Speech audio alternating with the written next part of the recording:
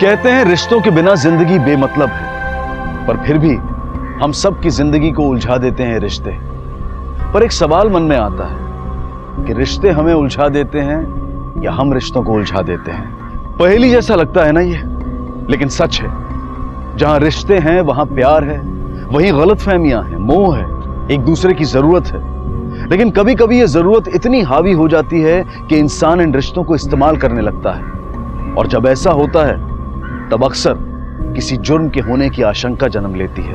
कौन थी ये मां जो अपनी जान देने पर तुली थी, जिसे लगता था कि उसी की वजह से उसके बच्चे की जान गई है? क्या वाकई उसने अपने बच्चे की जान ली थी या फिर कहानी कुछ और ही थी?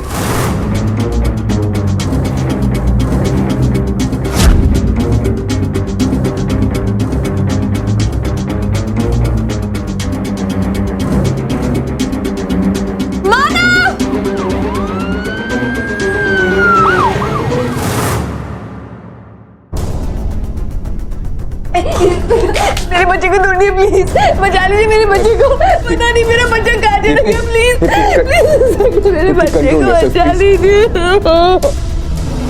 अच्छे से चेक करो, ऊपर देखो ऊपर।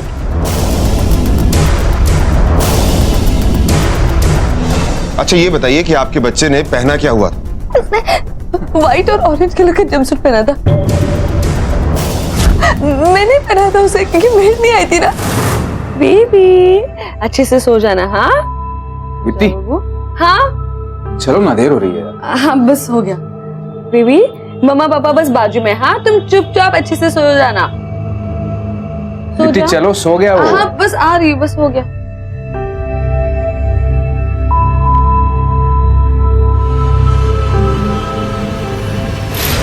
आप अपने 5 महीने के बच्चे को घर पर अकेला छोड़कर चले? सर पड़ोस में ही गए थे, और एक सीसीटीवी कैमरा तो था ही बच्चे पे नजर रखने के लिए। एक्चुअली हमारे नेबर ने हमें डिनर पर इनवाइट किया था, उनकी marriage anniversary. Thank you thank you thank you.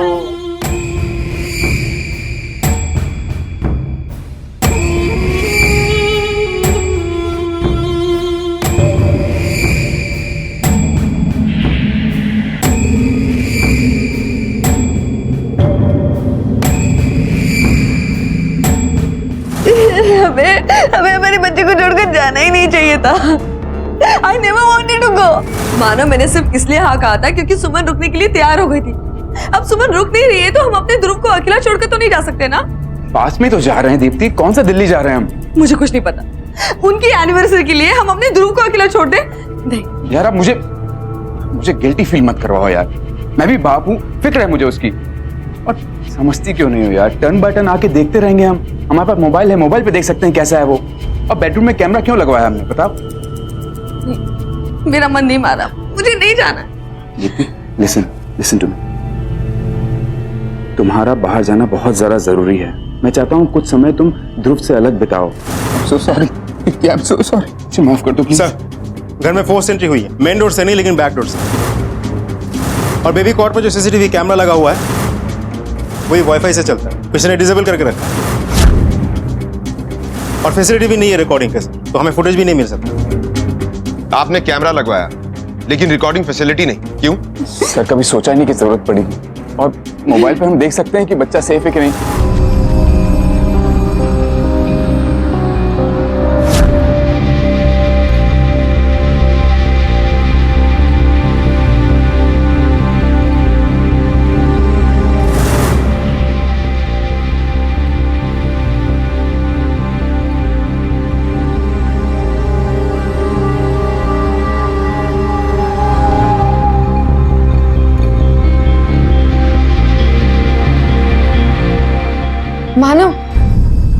मानो अब तुम्हारा टर्न है, जाके देख के आओ ना प्लीज। कहीं नहीं जा रहे, स्मोक करने जा रहे।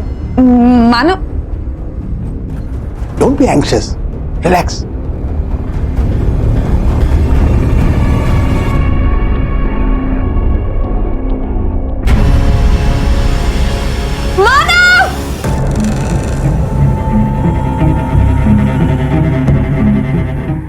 ये कनेक्शन किसने निकाला? वाईफाई किसने निकाला है?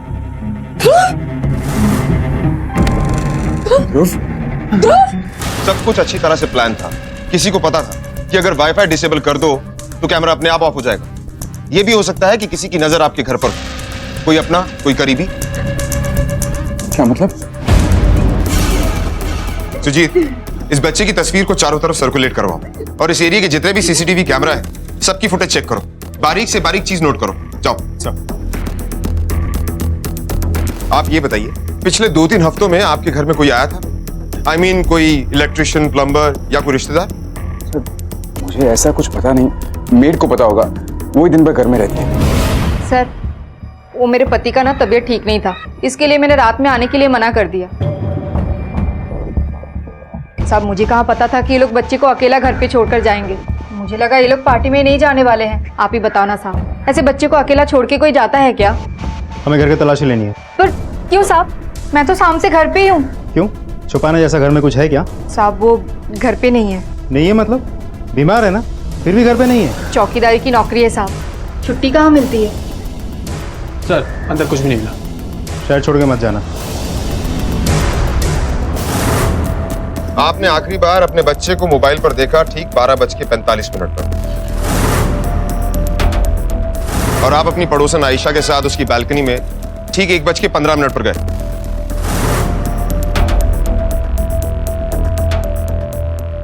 आपने कोई अजीब सी बात नोट की? शायद घर के आसपास कोई घूम रहा हो।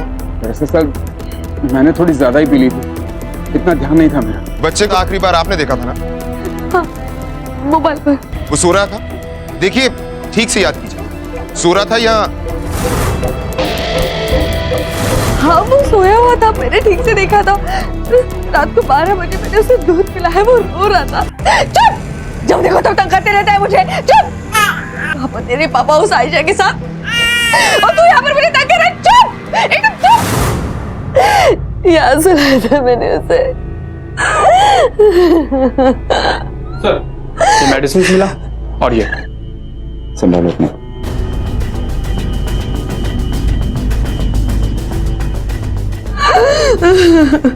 ये दवा आपकी है? कल शाम को ली थी ये दवा आपने? अगर मैं गलत नहीं हूं तो ये डिप्रेशन की दवा है। माइल्ड पिल से, और डिप्रेशन भी माइल्ड है। पोस्टपार्टम डिप्रेशन, यही है ना आपको? हाँ, अक्सर औरतों को प्रेगनेंसी के बाद हो जाता है, लेकिन पॉइंट ये है कि ये दवा आपने शराब पीने से पहले ली। तो क्या हुआ? सिर्फ 1-2 ग्लास ही तो पिया था मैंने ज्यादा तो नहीं पी थी ना। शायद आपको पता नहीं, ये दवा शराब के साथ लेना ठीक नहीं, सीधा दिमाग पर असर करता है। कहाँ कुछ याद रहेगा आपको? यहाँ मेरा बच्चा खोया है और आप मेरे प्रिस्क्रिप्शन के बारे में बात कर रहे हैं। आपको समझ में नहीं आता कि मेरा बच्चा खोया है, वहाँ पर जाके ढूंढिए ना मेरे बच्चे को।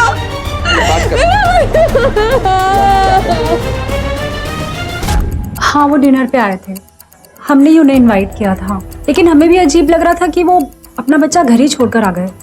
इनफैक्ट हमने भी पूछा नहीं। दरअसल हम दोनों को बच्चे अच्छे नहीं लगते। मानव ने हमें बताया कि वो आपके साथ स्मोकिंग के लिए बाहर गया, लगभग ठीक उसी समय जब बच्चा गायब हो। हाँ, एक्चुअली विनोद स्मोक नहीं करते। मुझे रात को प्यास लगी, मेरी नींद खुल गई। मैं जब पानी लेकर आ रहा था तो मैंने खिड़की से देखा कि पिछले रास्ते से एक गाड़ी आ रही थी। मुझे अजीब सा लगा। आपको ऐसा क्यों लगा? कोई बगैर हेडलाइट के रात में कार चलाता? देखिए, हो सकता है किसी ने फिरौती के लिए आपके बच्चे को उठाया। सर, हम लोग इतने अमीर नहीं हैं, बिजनेस भी ठीक ठाक ही चल रहा है। हाँ, दीप्ति के पेरेंट्स अमीर हैं सर। मामा, मेरी मामा को तो इन्फॉर्म किया ही नहीं। मामा, मामा, ये सब कैसे हुआ बेटा? दरअसल हम पड़ोस में गए थे। एक मिनट, दीप्ति बता रही है ना?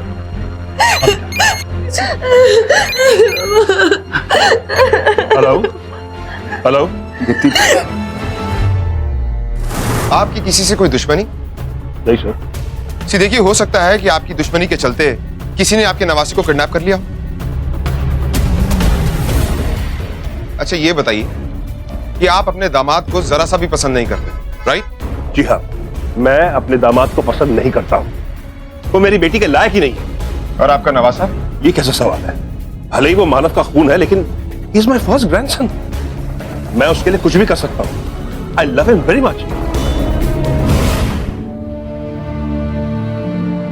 थोड़ी देर आराम कर ले बेटा।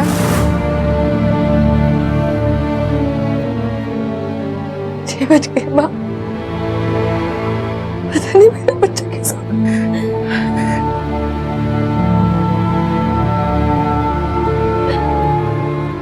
ले बेटा दवा खा ले, थोड़ा आराम मिलेगा।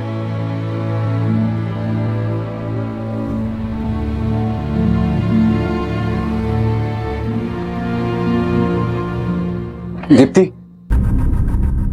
मैं आती हूँ।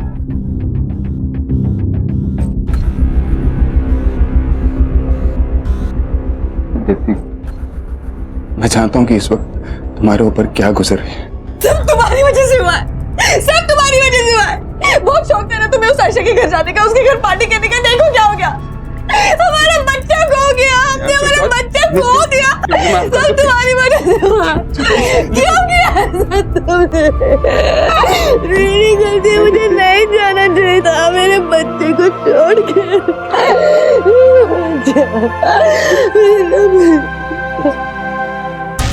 देखिए, मैं सिर्फ इतना बता सकती हूँ कि वो पेशेंट पोस्टमार्टम डिप्रेशन का शिकार है। माइंड नहीं, एक्यूट। किस हद तक? वो कभी भी वायलेंट हो जाता है। थैंक्स। आप एक बात बताइए, हाँ जी।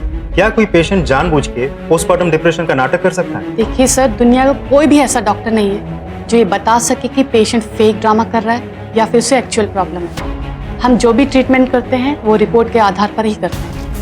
Okay, thank you. पिछले 3-4 महीने से सर वो टेंशन में थे, लोन भी अरेंज कर रहे थे।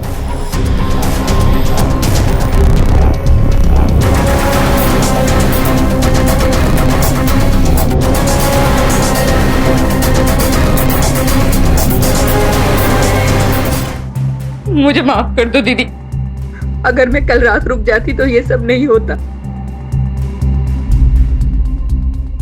ज्यादा बकबक मत कर, जाकर अंदर काम कर। जी।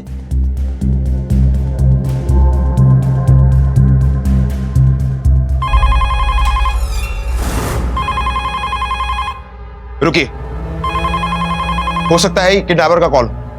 उसे कम से कम 30 सेकंड के लिए अपनी बातों में उलझाए रखिए ताकि हम उसे ट्रेस कर सकें। रिकॉर्डिंग शुरू करो।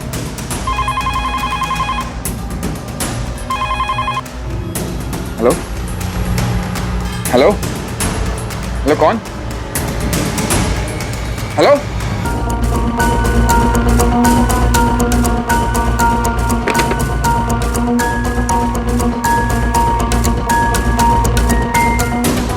सुमन, इधर आओ।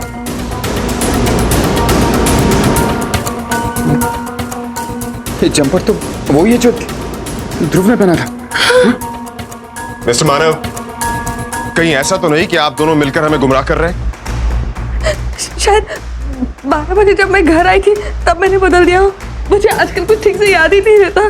पता नहीं मैंने उससे क्या पहना था, मुझे कुछ याद ही नहीं आ रहा। माना, देखिए प्लीज आप अपने दिमाग पर जोर डालिए, प्लीज याद कीजिए।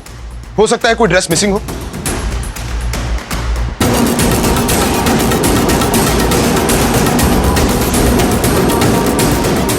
दीप्ति, बेटा आराम से खोजो, मिल जाएगा। टेडी बेयर वाला,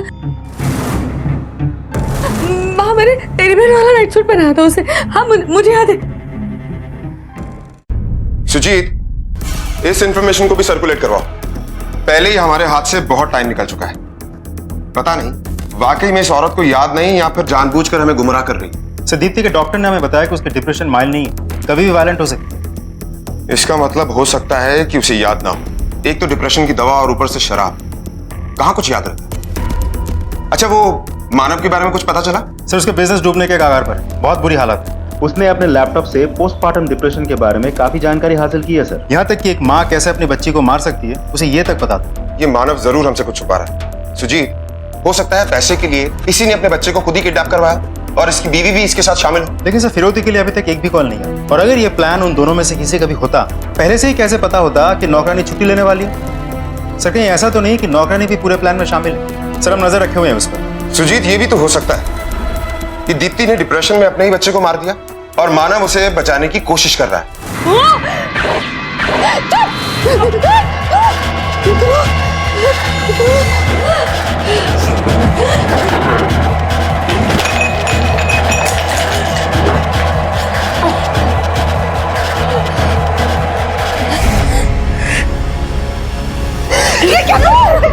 जाने दो माँ, मुझे मारने दो माँ, मैंने अपने बच्चे को मारा माँ, मैंने कुछ नहीं किया। तू अपने आप को ब्लम मत कर बेटा। मैंने मारा। मेरी बात सुन, तू अपने बच्चे के साथ कुछ ऐसा कर ही नहीं सकती।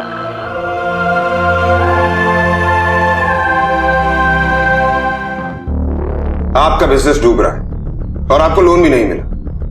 कहीं ऐसा तो नहीं कि पैसे के लिए आपने अपने ही बच्चे को किडनैप कर लिया? कैसी बातें कर रहे हैं सर आप? मेरा बच्चा गायब हुआ है और आप मुझे पे इल्जाम लगा रहे हैं। आप नहीं तो आपकी वाइफ, क्या वो ऐसा कर सकती हैं? जी नहीं, कभी भी नहीं। पोस्टमार्टम डिप्रेशन, काफी रिसर्च की है आपने इस पर। हमें आपके लैपटॉप से पता चला। आप ये अच्छी तरह से जानते हैं कि ऐसे सीवियर डिप्रेशन में आपकी वाइफ किसी भी हद तक जा सकती है, सुसाइड कमिट कर सकती है, यहां तक कि अपने बच्चे की जान ले सकती है। सर आप बात को कहां से कहां ले जा रहे हैं? अगर मेरी वाइफ डिप्रेस्ड है तो क्या ये नेचुरल नहीं है कि मैं उसके बारे में जानने की कोशिश करूंगा, कुछ समझने की कोशिश करूंगा? और मुझे पूरी तरीके से पता है कि उसका डिप्रेशन वायलेंस की हद तक नहीं पहुंचा है। लेकिन आपने हमसे कुछ छुपाया है।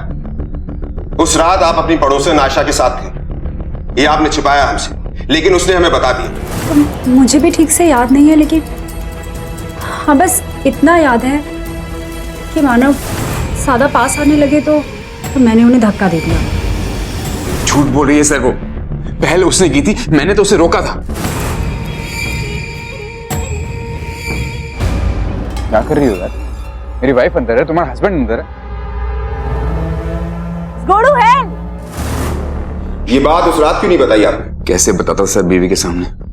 एक तो मैं पहले से इतने नशे में था, मुझे यकीन नहीं हो रहा कि आयशा ने इतना बड़ा झूठ बोला कैसे। वो तो हम पता कर ही लेंगे कि कौन सत्यवादी। कहीं ऐसा तो नहीं कि तुमने ये सारी प्लानिंग आयशा के साथ मिलकर की हो? सर आप कुछ भी बोले जा रहे हैं। बहुत प्यार करता हूं मैं दीप्ति और अपने बच्चे से, उनकी जगह कोई नहीं ले सकता है। और फ्लर्ट आयशा कर रही थी, मैं नहीं। आप मानव को अंदर बुलाइए ना प्लीज। आप टेंशन मत लीजिए, वो यहीं पे। अच्छा आप हमें एक बात बताइए, जिस पड़ोसी के घर पे आप पार्टी में गई थी उसके साथ आपका रिश्ता कैसा है? आपके पति का अफेयर चल रहा था आयशा के साथ? ऐसा कुछ नहीं है, ऐसा सच में कुछ नहीं है।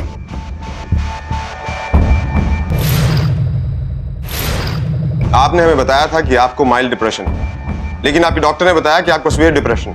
इस डिप्रेशन में आप कुछ भी कर सकती। कहीं ऐसा तो नहीं कि आपके हाथों कुछ हो गया हो? कहीं ऐसा तो नहीं कि आपके पति ने आपको बचाने के लिए हमें कहानी बनाकर सुनाई हो? मैंने कुछ नहीं किया। मेरी बात सुन, तू अपने बच्चे के साथ कुछ ऐसा कर ही नहीं सकती। मैंने कुछ नहीं किया, मैंने कुछ नहीं किया। मैं अपने बच्चे को बहुत प्यार करती हूँ, मैं उसे मार नहीं सकती। मैंने कुछ नहीं किया, मैंने कुछ नहीं किया। नहीं, मैंने कुछ नहीं किया। पोस्टमार्टम डिप्रेशन यानी कि बच्चे के जन्म के बाद उसकी मां को होने वाला डिप्रेशन। दीप्ति इसी दौर से गुजर रही थी। हमारे देश में इस डिप्रेशन के बारे में बहुत कम अवेयरनेस है। बच्चे को जन्म देने के बाद हर औरत इससे गुजरती है। कुछ में ये फेज बहुत छोटा होता है तो कुछ औरतों के लिए ये दौर बेहद मुश्किल होता है। इसी अवस्था में घर से बच्चा गायब हुआ था। पुलिस को शक था कि इस केस में पति या पत्नी या दोनों ही शामिल हैं। पोस्टमार्टम डिप्रेशन भी उन्हें एक झूठी कहानी ही लग रही थी। दिन गुजरते गए लेकिन बच्चे के मिलने के कोई आसार नजर नहीं आ रहे थे और ना ही बच्चे के माता पिता का इस केस में शामिल होने का कोई सबूत मिला था।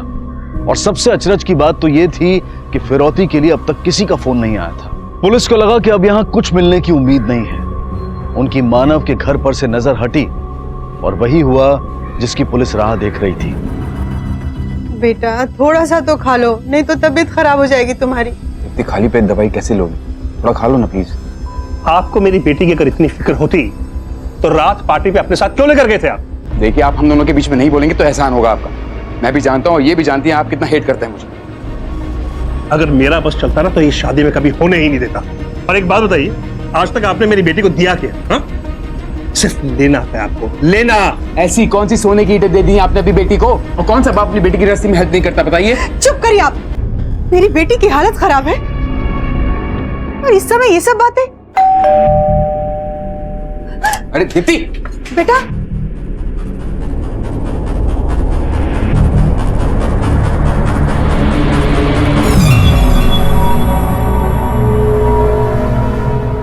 बच्चे को अगर जिंदा चाहते हो तो मानो। पुलिस को खबर मत करना और 3 करोड़ रुपए लेकर तैयार रखना। कब और कहाँ देना है जल्दी बताऊंगा। हमें पुलिस को इन्फॉर्म कर देना चाहिए। नहीं पापा, नहीं, हम पुलिस को नहीं बताएंगे। अगर पुलिस को पता चलेगा तो मेरे बच्चे को मार देंगे। नहीं, हम पुलिस को नहीं बताएंगे। अब आप प्लीज पैसों का इंतजाम कीजिए ना प्लीज पापा। हाँ बेटा, पैसों के बारे में बिल्कुल फिक्र मत, तुम मुझ पर छोड़ दो।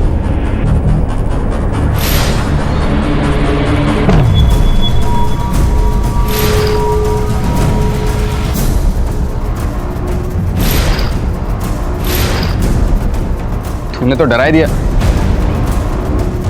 रवि, रवि कहाँ? ध्रुव, ध्रुव, रवि, ध्रुव, रवि, बैग, बैग कहाँ?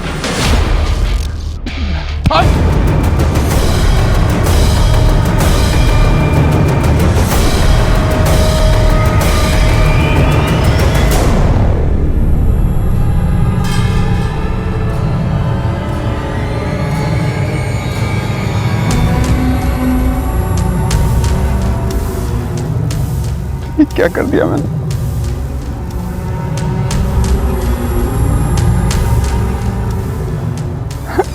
Hello police. इतनी बड़ी बात आपने हमसे छिपाई क्यों?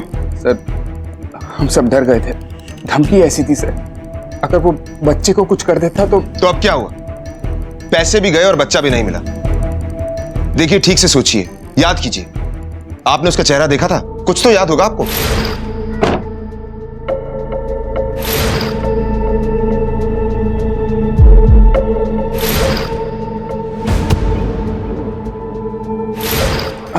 कुछ याद नहीं सर।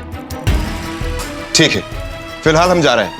अगर आपको कुछ भी याद आए तो प्लीज हमें इन्फॉर्म कीजिएगा। चलो।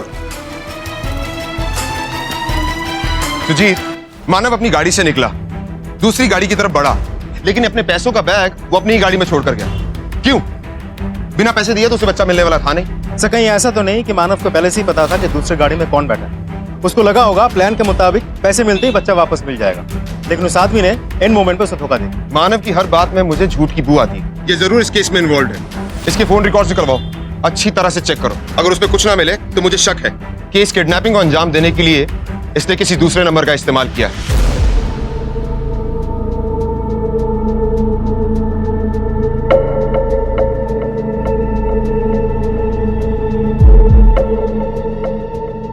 रवि फोन उठा।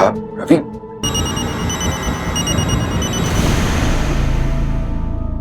उस आयशा से बात कर रहे थे ना यहाँ पर छुपकर। अरे उससे कुछ पूछना था। दीप्ति मेरी बात, दीप्ति मेरी बात तो सुनो। ऐसी कौन सी बात थी जो तुम्हें बाथरूम में जाना पड़ा मानव? बता मुझे। तुम्हारी वजह से हुआ है, तुम्हारी वजह से मेरे बच्चे Just relax, दीप्ति मेरी बात सुनो प्लीज। अच्छा तुम चाहती हो ना कि मैं उससे कभी बात नहीं करूँ? मैं उससे कभी बात नहीं करूँगा, हाँ? और ये फोन भी फेंक दूंगा, हाँ? ध्रुव की जितनी चिंता तुम्हें है उतनी मुझे भी।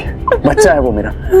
अच्छा सुनो, अब दीप्ति तुम्हें आराम की जरूरत है, प्लीज जस्ट रिलैक्स, हाँ? हम जस्ट रिलैक्स, हम ध्रुव को ढूंढ लेंगे। बॉडी पलटो। सर बस ये वॉलेट है।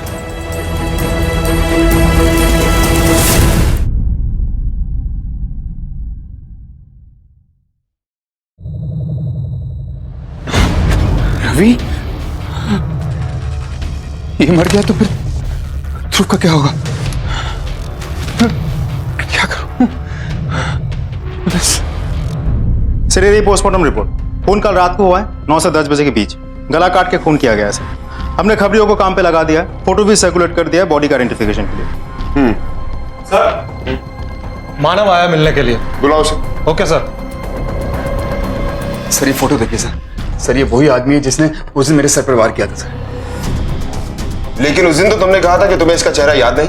हाँ सर उस दिन मेरे सर पे चोट लगी थी, एकदम शॉक में था, सब कुछ धुंधला सा दिख रहा था। लेकिन आज जब मैंने इसकी फोटो अखबार में देखी तो फिर मैंने अपने दिमाग पे जोर डाला तो याद आया। सर यही था वो आदमी, मुझे पूरी तरीके से विश्वास है सर। और सर इसको मैंने अपने घर के आसपास भी देखा। Are you sure? Yes sir. Sujit, sir इनके घर के आसपास पूछताछ करो। हो सकता है किसी ने देखा हो, शायद दीप्ति ने देखा हो। Okay sir.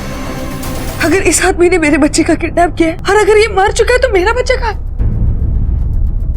कहाँ है मेरा बच्चा? आप लोग नए नए सवाल लेकर आते हो, मेरे बच्चे को क्यों नहीं ढूंढते आप लोग? हाँ, आप लोग को समझ में नहीं आता कि 1 साल से नहीं ढूंढा है मेरा बच्चा। एक मिनट, आप शांत हो जाइए। हम आपके ही बच्चे को ढूंढ रहे हैं, इसीलिए हमें आपकी मदद चाहिए। अगर आपने इस आदमी को कहीं देखा है, कुछ बता सकते हैं, आप पहचान लें तो हम जल्द से जल्द इस तक पहुंच पाएंगे। So please cooperate. जरा सोचिए, घर के आसपास हो, दूर कहीं हो, या इस आदमी ने आपका पीछा किया हो। मैंने देखा ऐसे, पर कहा घर के आसपास ही देखा होगा ना, याद करने की कोशिश करो।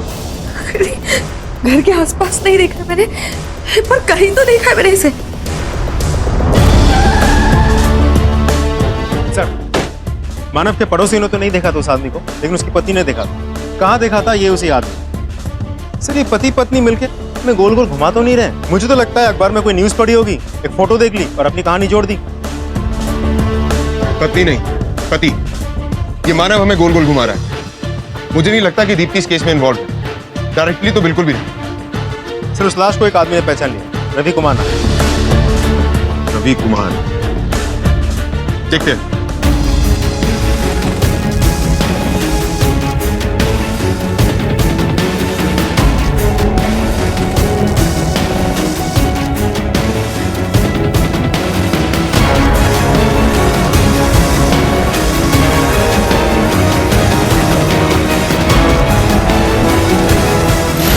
ये सब मेरे बच्चे का नहीं, पर ये नाइट सूट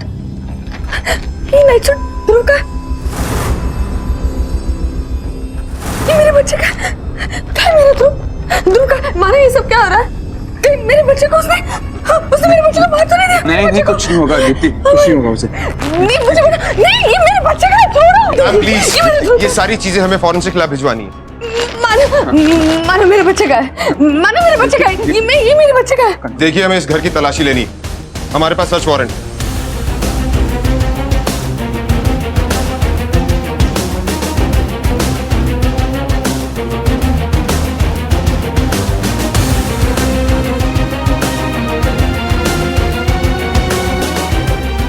सर, अंदर कुछ नहीं मिला।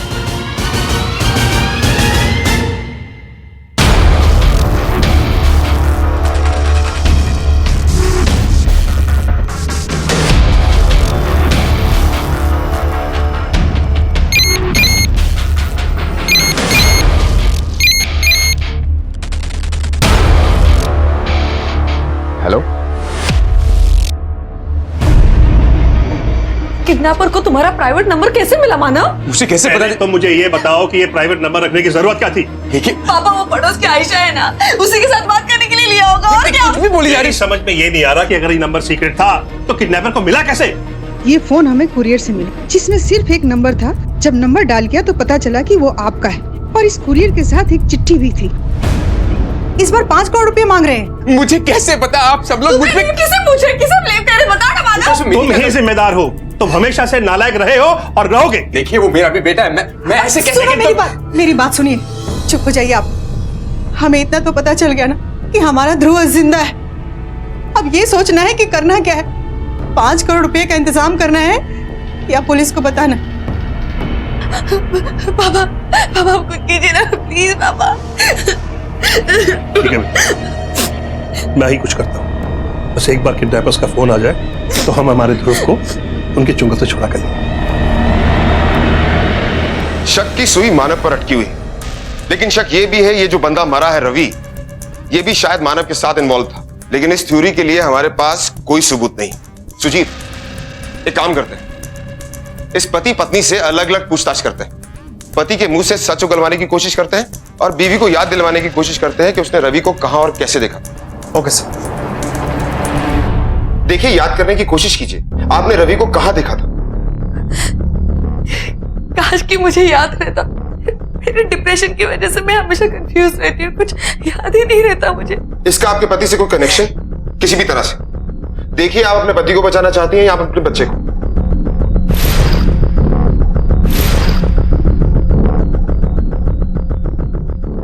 मैं जानती हूँ कि मेरे पति काफिर है। मैं जानती हूँ कि वो मुझसे प्यार नहीं करते। मेरे प्रेगनेंसी के बाद हमें दूरी आ गई थी और मेरी डिलीवरी के बाद मेरी डिप्रेशन की वजह से हम और दूर हो गए थे। इसलिए वो आयशा के पास जाने लगे, उसे चुप चुप कर फोन करने लगे। मैं जानती हूँ कि अब वो मुझसे प्यार नहीं करते, लेकिन ध्रुव में उनकी जान अटकी है। वो ध्रुव का कुछ नहीं होने देंगे। मेरा आयशा के साथ कोई अफेयर नहीं है। मैं अपनी बीवी दीप्ति और बच्चे ध्रुव को बहुत प्यार करता हूं। और जिस बच्चे से तुम इतना प्यार करते थे, अपने दोस्त रवि के साथ मिलकर उसका ही किडनैपिंग करवाया।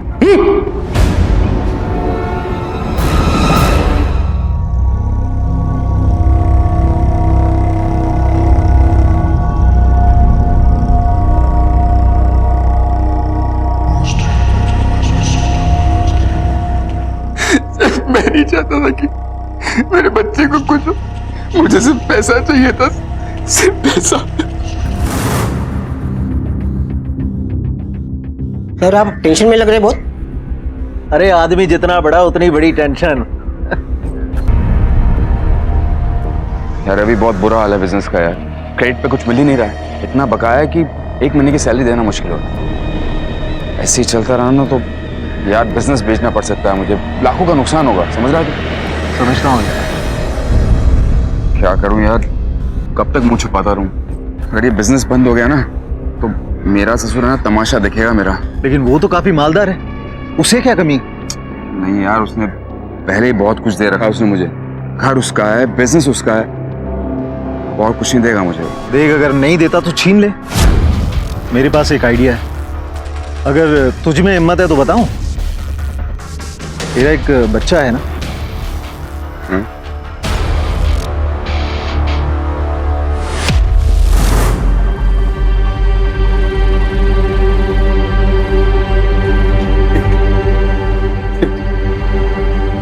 ये सब मैंने अपने बिजनेस को बचाने के लिए किया, अपने फ्यूचर के लिए किया, अपने बच्चे के लिए किया। तय तो यह था कि ध्रुव को खरोच तक नहीं आएगी, लेकिन तुम इस हद तक गिरोगे मैंने कभी नहीं सोचा था। पापा सही थे तुम्हारे बारे में। मुझे तुम्हारी शक्ल भी नहीं देखनी, पता है तुम्हें? ऐसा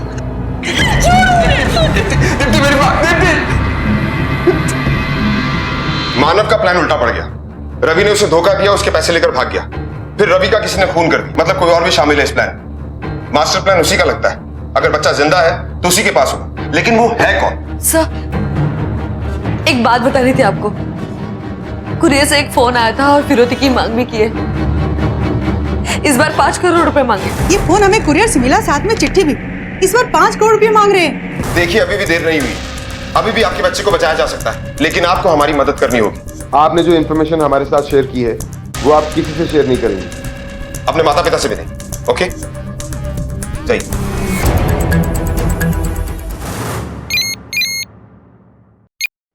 हेलो, रुपए तैयार हैं? सर, मैंने हर जगह पूछताछ की है, किसी ने उस कुरियर वाले को नहीं देखा। ये रहे फोन रिकॉर्ड्स।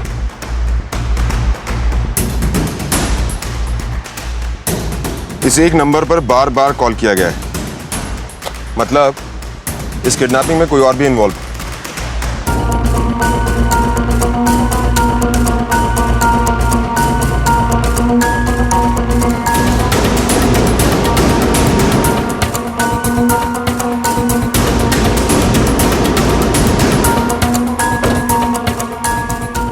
सुजीत, पीछा करो।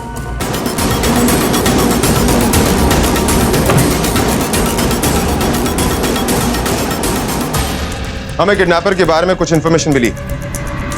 हमें पता है आपने उसे कहां देखा।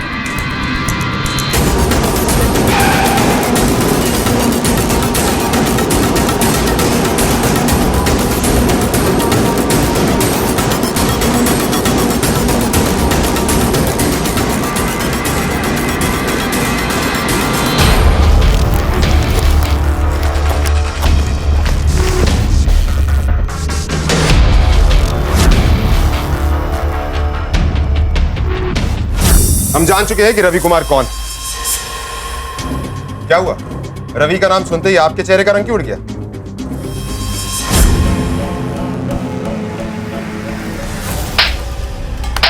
बोल, बता सच क्या है? सर, अपनी से कम उम्र के आयशा से शादी करके मैं खुश नहीं था सर। मुझे नहीं पता था कि ये शादी इतनी फ्रस्ट्रेटिंग हो सकती। वो हर एक से फ्लर्ट करती थी सर, मानव से, यहां तक कि मानव के ससुर से भी। यही बात से मैं और वीना करीब आए। बड़े अजीब लोग हैं ना, सोचते हैं कि रिश्ते सिर्फ जवानी से ही जुड़े होते हैं। आप जैसे मैच्योर वुमन को समझ पाने की ना इस इंसान में औकात ही नहीं। अब आप ही बताइए, रिश्ते क्या सिर्फ जिस्मानी होते हैं?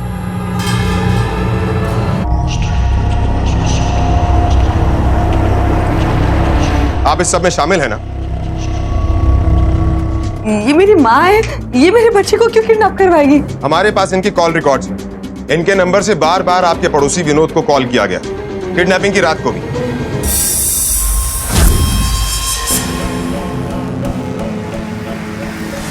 क्या आपने ऐसा माँ? मेरा बच्चा कहाँ है? मेरा बच्चा कहाँ है माँ? ध्रुव, ध्रुव, ध्रुव,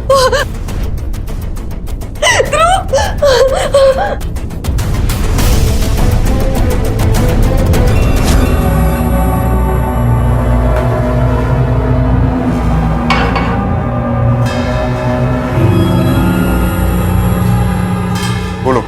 मेरे पति की नजर में मेरी कोई कीमत नहीं थी। औरतों से फ्लर्ट करने की बीमारी थी। और आयशा तो बेटी की उम्र की थी, पर उन्हें शर्म आए तब तो। ऐसे में मुझे विनोद मिले, अच्छे लगे। हम दोनों एक दूसरे के साथ रहने के बारे में सोचने लगे सर। मैंने दीप्ति के पापा से कहा कि मुझे डिवोर्स चाहिए, तो धमकी दी कि एक फूटी कौड़ी तक नहीं मिलेगी तुझे। पैसा तो आयशा के पास ही था ना सर, उसे छोड़ देता तो मैं तो कंगाल हो जाता ना। सारी प्लानिंग मेरी थी सर। रवि दूर के रिश्ते से मेरा कजन था। तभी आपकी बेटी दीप्ति ने कहा कि उसने रवि को पहले शायद कभी देखा है, पर वो बहुत पहले की बात है, इसीलिए दीप्ति को कुछ याद नहीं। रवि आवारा था, दीप्ति के पापा को बिल्कुल पसंद नहीं। फिर दीप्ति के घर की एक एक चीज मुझे पता थी सर।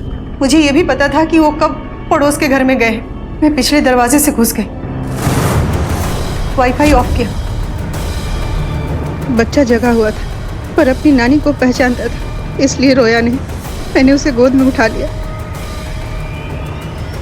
मैंने रवि को बोला कि दरवाजे पर कुछ तोड़फोड़ कर दो, ताकि लोगों को लगे कि कोई जबरदस्ती घर में घुसा है। इस मानव को अपने साथ कैसे इन्वॉल्व किया? मुझे मेरे दामाद की कमजोरी पता थी सर। यही सोचकर मैंने उसका इस्तेमाल किया, ताकि उसे भी सजा मिले। मेरी बेटी को धोखा दे रहा था, यही सोचकर मैंने ये सारी प्लानिंग की। 3 करोड़, इसके 3 हिस्से होंगे, एक तुम्हारा, एक मेरा और एक वीना जी का। मुझे मंजूर है, और इसकी शुरुआत मुझे मानव से दोस्ती करने से करनी है। यस। रवि तो इस जुर्म में तुम्हारा पार्टनर था ना, तो फिर उसे क्यों मार दिया? क्योंकि वो हमारे प्लान को छोड़कर बाहर निकलना चाहता था सर। जो भी है 3 हिस्से करो और बच्चे को छोड़ दो। 5 करोड़ मिलने के बाद इतनी आसानी से ये सौदा नहीं जाने देंगे। बहुत पैसा है आनंद के पास। जितना मिला उतना काफी है। तुम ऐसे बीच में प्लान छोड़कर नहीं भाग सकते। प्लान इतना ही था। तुम्हें पूरा प्लान बताया ही नहीं था। तुम्हें फोन करना ही होगा। आप मुझसे इस तरह से जबरदस्ती नहीं कर सकते। मैं पुलिस के पास चला जाऊंगा। मर्डर तो हमारे प्लान में था ही नहीं सर, इसीलिए रवि। और सर, मैं अपने नवासे को कोई तकलीफ नहीं देना चाहती थी, और ना दी मैंने।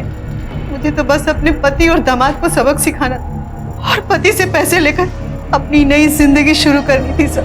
तुम्हारी नई जिंदगी जरूर शुरू होगी, लेकिन जेल।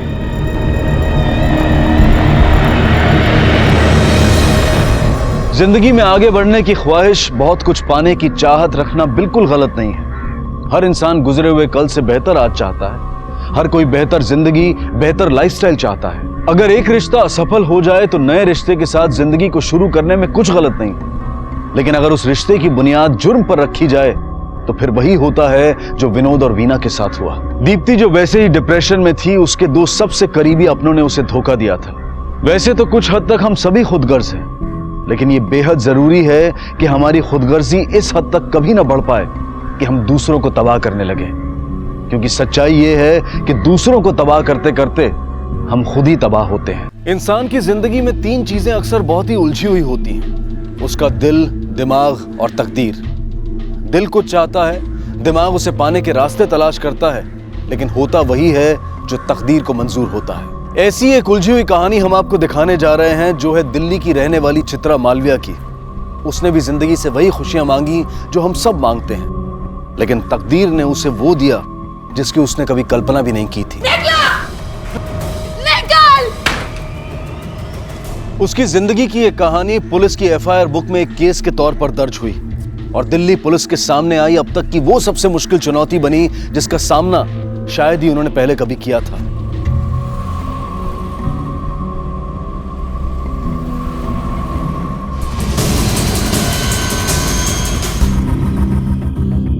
चित्रा, अब हम तो तुम्हारे साथ हैं और अपना मुन्ना भी।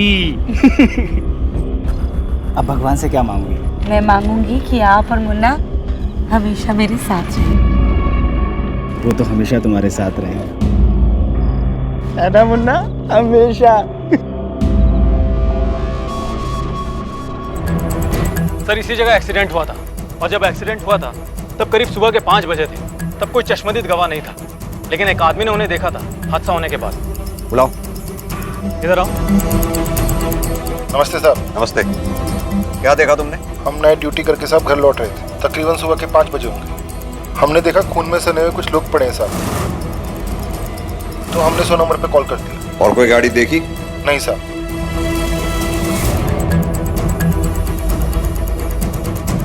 या तो ये लोग मंदिर जा रहे थे या मंदिर से आ रहे थे। जी सर। और एक बात, जैसा सब दिख रहा है ऐसा लगता है जैसे गाड़ी इस डायरेक्शन से आई होगी। यहाँ से आने के बाद गाड़ी ने इन लोगों को यहाँ टक्कर मारी।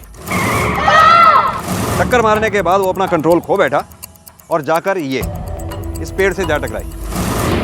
सर, तेजी से ब्रेक मारने की वजह से यहाँ पे गाड़ी के टायर के निशान भी मौजूद है। हिल की साइज और पेड़ पर जिस हाइट पर ये मार्क आया है, उसे देखते ऐसे लगता है कि बड़ी कार रही होगी। अगर पेड़ पे इतना गहरा निशान लगा है तो जरूर गाड़ी पे भी डेंट पड़ा होगा। ये हिट एंड रन का मामला है या प्लान मर्डर, ये हमें विक्टिम ही बताएगा। एक काम करो, आसपास के गैरेजेस में जाओ और उनसे कहो अगर कोई एक्सीडेंटल गाड़ी आती है तो फौरन हमें इन्फॉर्म करें। Okay sir.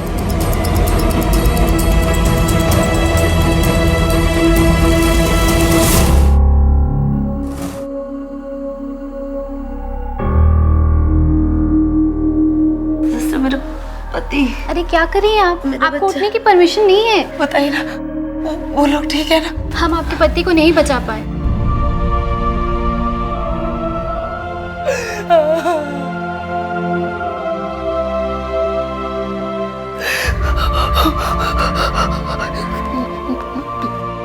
मुन्ना, मुन्ना कहाँ है?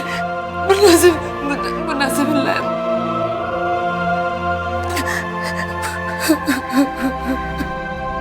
एक लापरवाह ड्राइवर एक महिला और उसके पूरे परिवार को अपनी गाड़ी की पहियों के नीचे कुचलकर भाग गया था। इस हादसे में उस महिला के पति की मौत मौके पर ही हो गई थी और उसका मासूम बच्चा अब भी खतरे से बाहर नहीं था। उसी रात एक और घटना घटी जिसमें दिल्ली जयपुर हाईवे पर एक व्यक्ति की चाकुओं से गोदकर हत्या कर दी गई। अलग इलाकों में घटी थी और घटनाओं की वजह भी अलग थी, लेकिन फिर भी ये दोनों एक दूसरे से जुड़ी हुई थी। बहुत गहरा और करीबी रिश्ता था इनमें, जो आगे चलकर सामने आने वाला था।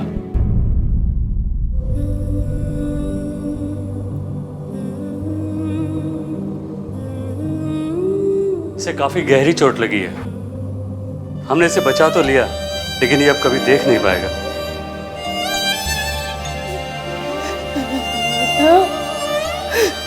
मुन्ना, मुन्ना, मुन्ना, ए मुन्ना।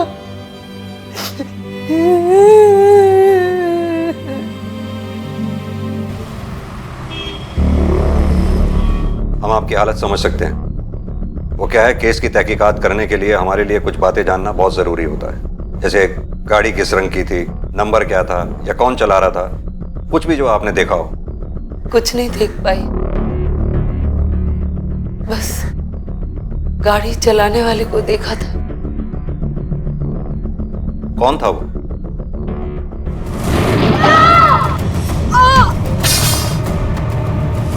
डॉक्टर पारिक। हमारे मोहल्ले के पास उसका दवाखाना है, द्वारका, सेक्टर नंबर 23।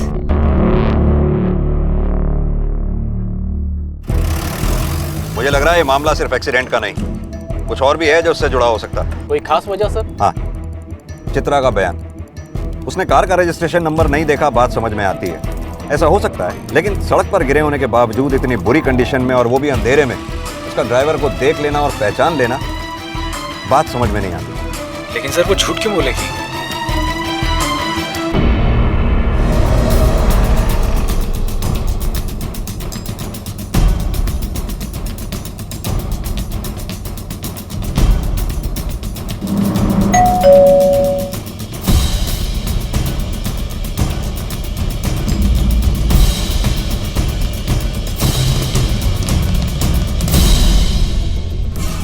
कल से घर नहीं लौटे हैं, कहाँ है मालूम नहीं। आपके फादर कल से घर नहीं लौटे हैं और आपने उन्हें ढूंढने की या पुलिस की मदद लेने की कोई जरूरत नहीं समझी। आपके फादर एक हिट एंड रन केस में सस्पेक्ट हैं। बेहतर होगा अगर कुछ जानती हैं तो वो बता दें। सर मैंने बोला ना आपको, हमें कुछ नहीं मालूम है कहाँ गए वो। मैडम आपके हाथ में चोट कैसे लगी? ये सीढ़ियों से नीचे गिर गई थी। आपकी मदर कुछ बोलती नहीं है क्या? जी नहीं सर, वो हमेशा से कम ही बोलती। डॉक्टर साहब की गाड़ी कहाँ है? वो अपने साथ लेके गए। कौन सी गाड़ी है उनके पास? ब्लैक कार है। गाड़ी का नंबर है DL1C BP 7377।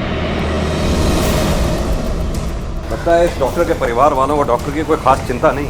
हाँ सर, काफी अजीब बिहेवियर है माँ बेटी का। सर ये भी तो हो सकता है कि चित्रा और उसकी फैमिली को उड़ाने के बाद डॉक्टर साहब डर के फरार हो गए हो। एक काम करो, इस डॉक्टर की गाड़ी ढूंढवाओ और मोबाइल की लास्ट लोकेशन भी पता करो। Okay sir.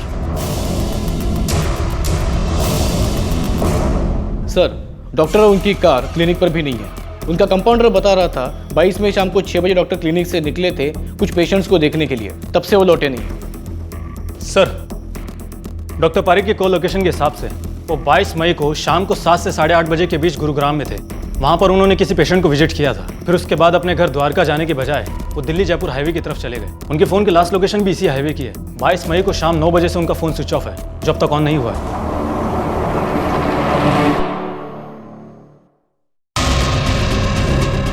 Doctor Pareek Delhi से बाहर कहीं या फिर जयपुर जाने वाले थे? नहीं सर, हमें नहीं पता। मैडम हमें आपके हस्बैंड के एक हिट एंड रन केस में तलाश है और हमें ये बात भी अच्छी तरह से पता है कि वो घटना होने के करीब 8 घंटे पहले से खुद से लापता है। We need your cooperation. वो जिंदा है या मर गए?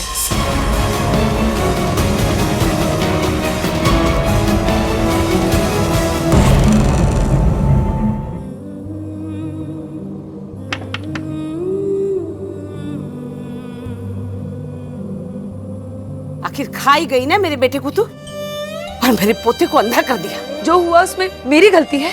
नहीं, गलती तो मेरी है जो अपने बेटे की जिद के आगे झुककर तुझे इस घर में लाने दिया उसे। लेकिन अब ना मेरा बेटा है और न मेरी मजबूरी। अब तेरे लिए इस घर में कोई जगह नहीं है। निकल जा घर से, चल निकल जा। माँ जी क्या बोल रही? एक मिनट माँ जी, माँ जी। कहने से होने वाली मैं।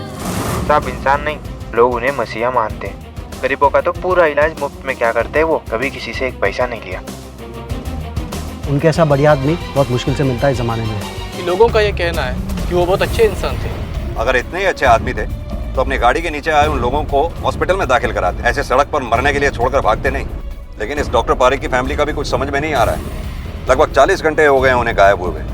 ना तो उनकी पत्नी को कुछ फर्क पड़ रहा है, ना ही उनकी बेटी को। सर इसी हाईवे पर 1 किलोमीटर चलने के बाद रोड से थोड़ा अंदर जाकर डॉक्टर साहब का फोन स्विच ऑफ हुआ था।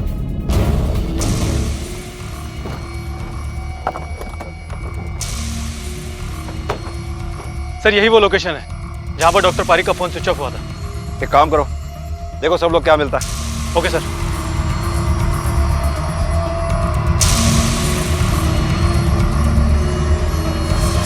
सर यहां पर एक लाश है, देखिए।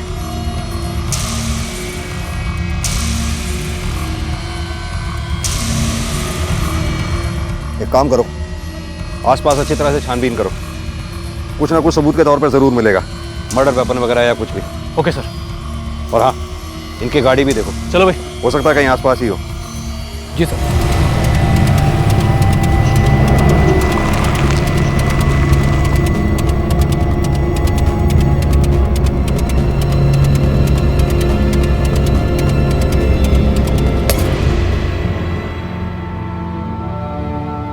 हाँ पंडित जी। हाँ नहीं, वो बेटे का श्राद्ध करना है ना, तो उसलिए मैंने। तू? ये मेरे पति का घर है और इसके पिता का। आप हमें यहाँ से नहीं निकाल सकती। और निकाल दिया तो क्या करोगी? हाँ, मुझे भी ऐसे ही मार दोगी जैसे रमेश को मार दिया? आप बार बार वही चीज क्यों दोहरा रही हैं? आपसे कितनी बार कहा है कि वो एक हादसा था, उसमें मेरी कोई गलती नहीं है। हटिए, हटिए। आप हमें नहीं निकाल सकती, हमारा घर है ये। सर, पोस्टमार्टम रिपोर्ट के हिसाब से इनकी मौत 22 मई को रात को 11 बजे के करीब हुई है। यानी क्लिनिक से निकलने वाली रात में? Yes sir.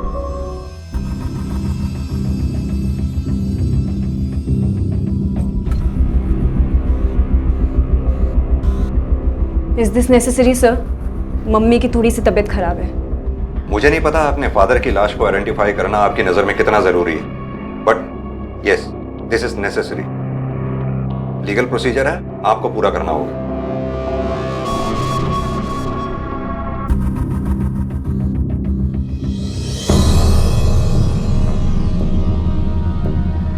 जी हाँ सर, यही है डॉक्टर मनोज पारेख।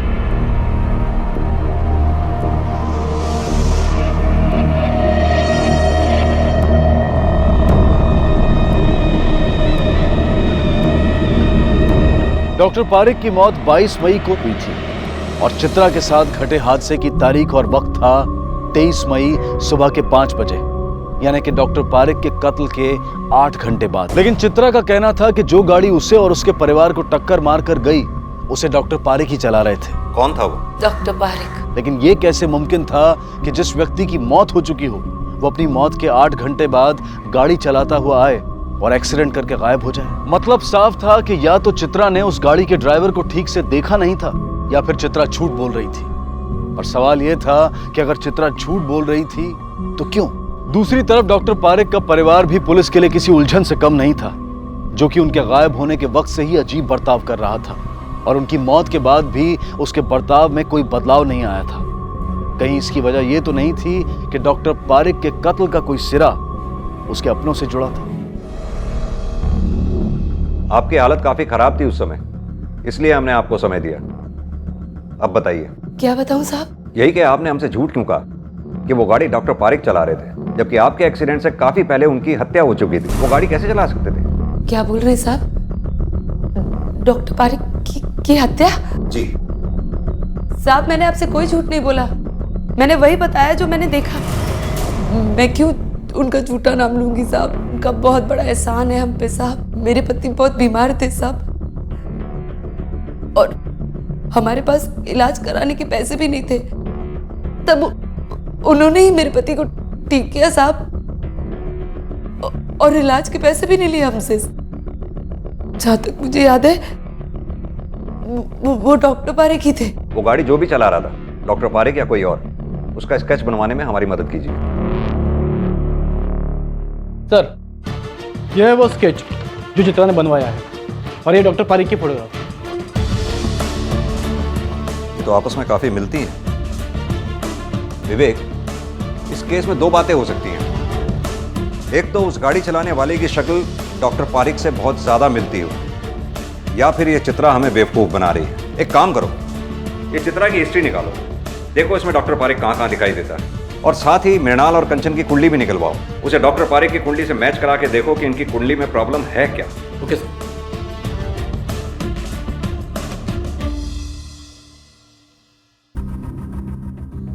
वो उनका अंतिम संस्कार करवाना होगा। हिलो मत, लग जाएगा। अच्छे से होना चाहिए सब कुछ, कोई कमी नहीं रहनी चाहिए। जो भी है आखिर है तो। मैंने कहा ना, हाथ मत हिलाओ, लग जाएगी आपको। मैं जानती हूँ तू ये सब क्यों कह रही है, पर अब तो वो इस दुनिया में भी नहीं है। मॉम, मुझे उनके बारे में कोई बात नहीं करनी है। वो भले ही आपके लिए और दुनिया वालों के लिए मर गए हों, लेकिन मेरे लिए वो अभी भी जिंदा हैं। मर के भी मेरा पीछा नहीं छोड़ेंगे वो।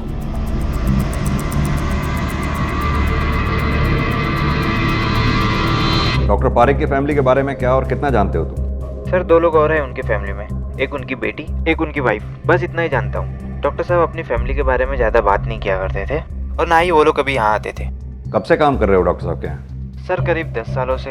तो तुम्हारे कहने का मतलब है पिछले 10 सालों से डॉक्टर साहब की फैमिली का कोई भी मेंबर क्लिनिक में नहीं आया? सर दरअसल उनकी वाइफ भी पहले डॉक्टर थी। डॉक्टर थी?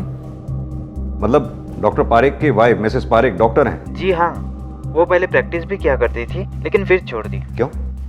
सर ये नहीं पता, लेकिन उनका खुद का भी कोई ट्रीटमेंट चल रहा है बहुत सालों से। सर लोग तो ये भी कहते हैं कि वो थोड़ी सी हिली हुई है, शायद इस वजह से प्रैक्टिस छोड़ दी हो। और उनकी बेटी? सर जहाँ तक मुझे पता है वो हिसाब से डॉक्टर साहब और उनकी बेटी के बीच में ज़्यादा नहीं बनती थी। पिछले 1 साल से उनकी बेटी अलग ही रहती थी। वो मैडम से मिलने रोज आती थी घर, लेकिन डॉक्टर साहब उनके सामने भी आ जाए तब भी वो उनसे बात नहीं करती थी।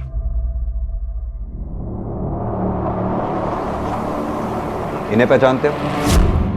हाँ सर, ये चित्रा वो रमेश है। सर रमेश को टीबी थी, जब उसकी टीबी बिगड़ गई तब उसे यहाँ लेके आए थे इलाज के लिए, और इसका इलाज हमारे साहब ने किया है। ये मेरे पति का घर है, मुझे यहाँ से कोई नहीं निकाल सकता, समझे? एक कदम भी आगे बढ़ाए ना तो मैं खुद का गला रेत दूंगी, और मैं ना कभी फिर पूरी जिंदगी तुम लोग पुलिस स्टेशन के चक्कर काटते फिरना। निकलो ऐसे, निकलो! चलो चाची। निकाल! पागल हो गई, निकाल!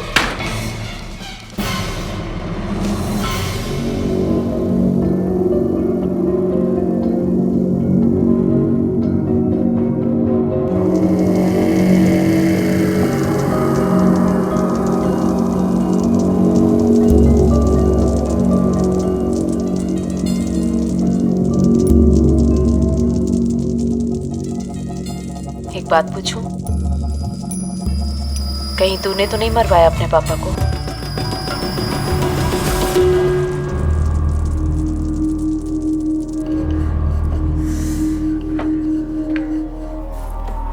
अरे अब जब यहाँ रहने ही लगी है तो अपने लिए रोटियां बना रही है ना, मेरे लिए भी 2 रोटी बना देना। मैंने कहा मना किया है माँ जी, आप ही हमेशा। अभी देती हूँ खाना आपको, आप बस मुन्ना पर नजर रखिए, कहीं गिरकर चोट ना लगा ले।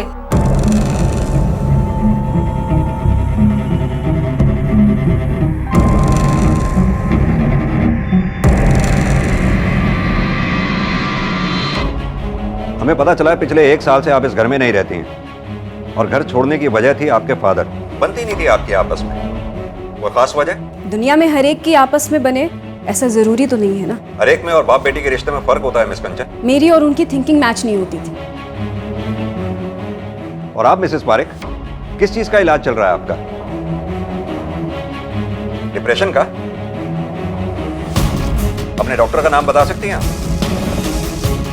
डॉक्टर सुषमा सक्सेना।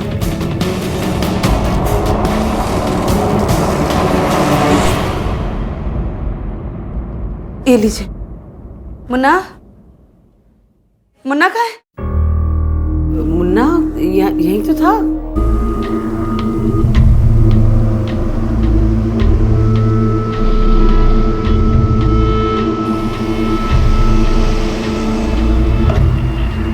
मुन्ना!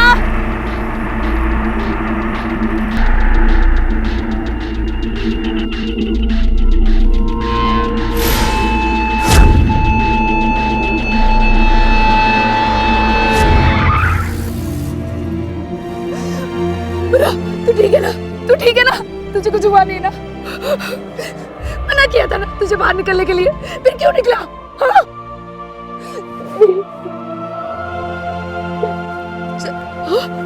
घर चल। व्हाट? मिसेस पारिक पिछले 8 साल से डिप्रेशन का शिकार हैं? जी हाँ। हमने मिसेस पारिक के लेफ्ट हैंड की कलाई पे पट्टी बंदी देखी थी। पूछने पर उनकी बेटी कंचन ने बताया कि वो सीढ़ियों से गिर गई थी, लेकिन जी नहीं, ऐसा कुछ नहीं हुआ था। अपनी कलाई मृणाल ने खुद काटी थी, और अपनी जान लेने के लिए ऐसा वो पहले भी कई बार कर चुकी है, वो भी अलग अलग तरीकों से। लेकिन क्यों? एक्चुअली इसकी शुरुआत तब हुई जब उसे अचानक से अपनी प्रैक्टिस छोड़नी पड़ी। प्रैक्टिस छोड़ने की कोई खास वजह? एक्चुअली शुरुआत में जब भी मैं उसकी बॉडी पर अलग अलग चोटों के निशान या जले हुए का निशान देखती और उससे पूछती तो हमेशा उसका एक ही जवाब होता कि मैं खुद ही खुद को चोट पहुंचा रही हूँ। कि बेटी और उसके हस्बैंड भी यही कहते थे, पर पता नहीं क्यों मुझे उनकी बातों पर विश्वास नहीं होता था। ऐसा लगता था कि सब लोग झूठ बोल रहे हैं, बात कुछ और है। डॉक्टर पारेख की पत्नी मृणाल सीवियर डिप्रेशन का शिकार थी और अपनी बेटी से भी उनकी कुछ खास नहीं बनती थी। पर क्या इस बात का डॉक्टर पारेख की हत्या से कोई संबंध था? चित्रा के साथ हुआ हादसा और डॉक्टर पारेख की हत्या, ये दोनों घटनाएं एक दूसरे से जुड़ी हुई दिखाई दे रही थीं, लेकिन ये जुड़ाव बहुत ही उलझाने वाला था। एक तरफ पुलिस को लग रहा था कि डॉक्टर पारेख की फैमिली जरूर कोई बात छुपा रही है, कोई ऐसी बात जिसका संबंध इस केस से हो सकता है। दूसरी उलझन थी चित्रा का वो बयान जिसमें वो रो रो कर ये कह रही थी कि जिस हादसे में उसने अपने पति को खोया था उसके जिम्मेदार डॉक्टर पारेख थे, जो कि उस दिन वो गाड़ी चला रहे थे। लेकिन ये नामुमकिन दिखाई दे रहा था क्योंकि पोस्टमार्टम की रिपोर्ट के अनुसार डॉक्टर पारेख की मौत चित्रा के साथ हुए हादसे से बहुत पहले हो चुकी थी। साथ ही डॉक्टर पारेख की कार भी अभी तक पुलिस को नहीं मिली थी। तो कोई तो एक कड़ी थी जो इन दोनों पहेलियों को एक दूसरे से जोड़ती थी, लेकिन अब तक मिसिंग थी। रमेश और चित्रा, उनके बीच के रिश्ते कैसे थे? बहुत प्यार करते थे दोनों एक दूसरे से। चित्रा तो बहुत ख्याल रखती थी रमेश भाई जी का। साहब जी, रमेश की माँ रमेश के ब्याह के खिलाफ थी, पर रमेश अड़ गया। रमेश तो फिर शादी करके ही माना। बेचारा रमेश पिस जाता था बुरी तरह। कभी कभी जब उसकी लिमिट क्रॉस हो जाती थी तो आ जाता था बैठ के पीने के लिए। साहब उसको घर की टेंशन बहुत थी। साहब जी, वो उसके जान के पीछे पड़ी रहती सी मेरे बेटे नू मार दिता। इतना ही नहीं साहब जी, ओनू अपने पौधे दे नाल भी प्यार दी सी।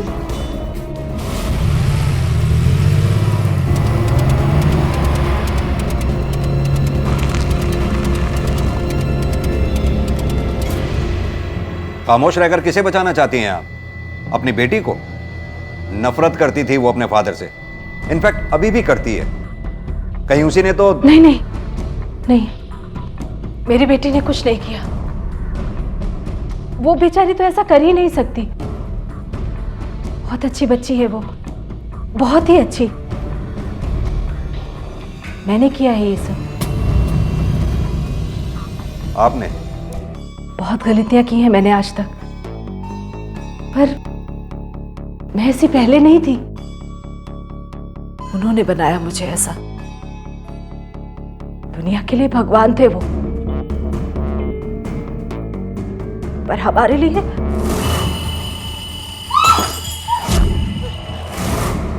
बस यही वो अकेली वजह थी जिसके चलते वो अलग अलग तरीकों से मुझे सजा देते थे किसी भी बात पर।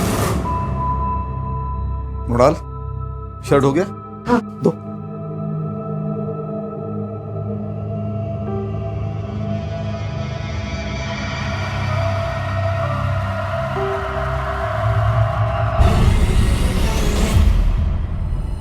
मृणाल, जी? ये क्या? ये मैं दूसरी दे। तुम्हें ठीक से आयन करना भी नहीं आता? ये दूसरी ले लीजिए। मैं हमेशा यही सोचती थी कि कहीं मुझसे कोई गलती ना हो जाए जिसके चलते मनोज को बहाना मिल जाए और फिर वो मुझे। धीरे धीरे मैं कंफ्यूज्ड रहने लगी। अपने किए हुए हर काम के लिए, अपने लिए हुए डिसीजन पर, अपनी किसी भी चीज पर यकीन नहीं रहा मुझे। लेकिन आप एक डॉक्टर थी Mrs Parekh, a highly educated woman. आपने आवाज क्यों नहीं उठाई इस टॉर्चर के खिलाफ? पुलिस की मदद क्यों नहीं ली आपने? अपनी बेटी के लिए, आखिर मुझे उसे भी बचाना था। उसके साथ भी पूरी उम्र गुजार दी साहब। कितनी माएं देखी, कितने बच्चे जने, मैं नहीं पहचान सकूंगी। 6 महीने से ज्यादा हो गया था मेरा बेटा टीबी के चलते अपनी बीवी से अलग सोता था। लेकिन एक दिन मैंने देखा कि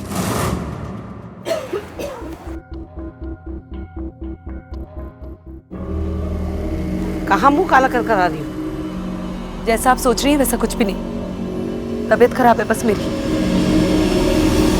ये भी तो हो सकता है कि रमेश और चित्रा के बीच कुछ हुआ हो। बिल्कुल नहीं साहब, क्योंकि रमेश अपनी बीवी और बच्चे से बहुत प्यार करता था, इसीलिए तो टीबी के डर से उनसे अलग सोता था। यानी इस वक्त चित्रा प्रेग्नेंट है? अरे ऐसी नाजायज औलाद को कोई रखता है क्या? गिरवा लिया होगा बच्चे को। लेकिन इन सब बातों को तुम्हारे पास कोई सबूत नहीं है, और ये भी तो हो सकता है ये सब तुम्हारी कोई गलतफहमी हो। मैं मान लेती अगर मैंने उस दिन उसे छुप छुप कर एक आदमी से मिलते हुए नहीं देखा होता तो। कौन था वो? मैं नहीं जानती कौन था, लेकिन उसका यार ही होगा ना, और कौन होगा? ये था। अरे नहीं नहीं, ये तो हमारे डॉक्टर साहब है जो हमारे रमेश का इलाज कर रहे थे। वो आदमी तो हमारे रमेश की उम्र का ही था और आता भी मोटरसाइकिल पर था। मृणाल जी ने हमें सब बता दिया, लेकिन फिर भी हम तुम्हारे मुंह से सुनना चाहते हैं। अगर मॉम की हालत ऐसी ना होती ना तो मैं कब का मर चुकी होती या फिर कहीं भाग गई होती। कि मॉम की मेंटल कंडीशन के चलते मेरा उनके साथ रहना हर वक्त जरूरी था, रात में भी और दिन में भी।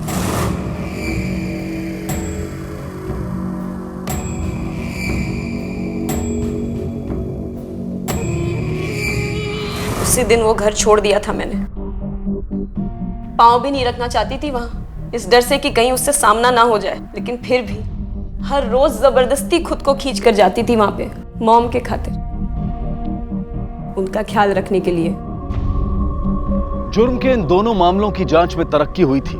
पुलिस के पास अब डॉक्टर पारेख की पत्नी मृणाल और बेटी कंचन थी, जो सालों से डॉक्टर पारेख की यातनाएं सहती आई थी। बहुत मुमकिन था कि अपनी इस यातना भरी जिंदगी से निजात पाने के लिए दोनों ने या फिर दोनों में से किसी एक ने डॉक्टर पारेख का कत्ल किया हो या फिर करवाया हो। सर, कंचन और मिसेस पारेख के सेलफोन की कंप्लीट रिपोर्ट आ चुकी है। जिस वक्त डॉक्टर पारेख का मर्डर हुआ उस वक्त ये दोनों द्वारका में ही थी, क्राइम सीन से लगभग 60 किलोमीटर दूर। उन दोनों के कॉल रिकॉर्ड्स में भी कोई सस्पेक्टेड या नया नंबर नहीं है। जितने भी कॉल्स आए या गए हैं वो सभी के सभी कॉल्स या तो फैमिली के हैं या तो फिर फ्रेंड्स के। सर मुझे लगता है कि चित्रा की सास ने उससे अपनी नफरत और नाराजगी के चलते झूठी कहानी बनाई है। मुझे नहीं लगता कि चित्रा ऐसा कुछ कर सकती है, क्योंकि सबका यही कहना है कि चित्रा अपने पति रमेश से बहुत प्यार करती थी। जिन लोगों के बारे में तुम बात कर रहे हो वो उस डॉक्टर पारेख को भी देवता बता रहे थे, राइट? जब तक कातिल पकड़ा नहीं जाता हम किसी को भी क्लीन चिट नहीं दे सकते, मृणाल और कंचन को भी नहीं, क्योंकि मोबाइल के लोकेशन से सिर्फ ये पता चलता है कि मोबाइल उस वक्त कहाँ था, मालिक भी उस वक्त वहाँ था, ये जरूरी नहीं। ये मृणाल और कंचन पे भी नजर रखनी होगी। Yes sir. और चित्रा की सास ने जो कहानी बताई है हमें उसका भी पता लगाना होगा कि उसमें कितनी सच्चाई है। Yes sir.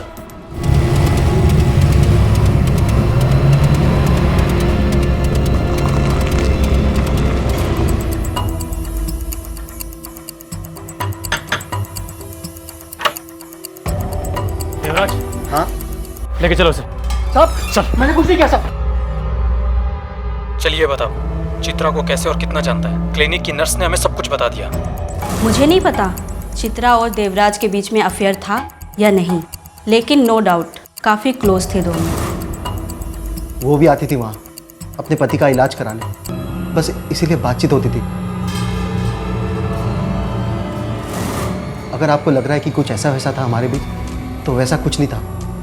मेरी बीवी भी जानती थी उसे, बातें भी होती थी दोनों में। आप चाहिए तो पूछ सकते हो साहब। इस देवराज के कॉल रिकॉर्ड्स आए कि नहीं अब तक? अभी तक नहीं सर। जल्दी से मंगवाओ। Okay sir. हर चीज के दो पहलू होते हैं, यानी दो सिरे। मुझे लगता है हम सिर्फ एक सिरे पर ध्यान दे रहे हैं, दूसरे सिरे को हमने अभी तक छुआ तक नहीं। किस बारे में बात कर रहे हैं आप सर? डॉक्टर अपने एक पेशेंट को देखने गया था। 8:30 बजे उस पेशेंट के घर से निकलने के बाद डॉक्टर को अपने घर जाना चाहिए था। वो अपने घर जाने की बजाय गया दिल्ली जयपुर हाईवे पर, जहां करीब 11 बजे के करीब उसकी हत्या हो गई। ऐसा क्या हुआ होगा जो उस डॉक्टर को उस पेशेंट के घर से निकलने के बाद अपने घर जाने की बजाय दिल्ली जयपुर हाईवे पर जाना पड़ा हो? हमें इसका पता लगाना होगा। वह तो सर ਜਦੋਂ ਦਾ ਮੇਰਾ ਟ੍ਰੀਟਮੈਂਟ ਇੱਥੇ ਚੱਲ ਰਿਹਾ ਹੈ, ਤਕਰੀਬਨ ਡਾਕਟਰ ਸਾਹਿਬ 10 ਦਿਨ ਬਾਅਦ ਆਉਂਦੇ ਸੀ ਰੂਟੀਨ ਚੈੱਕਅਪ ਵਾਸਤੇ, ਤੇ ਵੈਸੇ ਹੀ ਉਸ ਦਿਨ ਵੀ ਆਏ।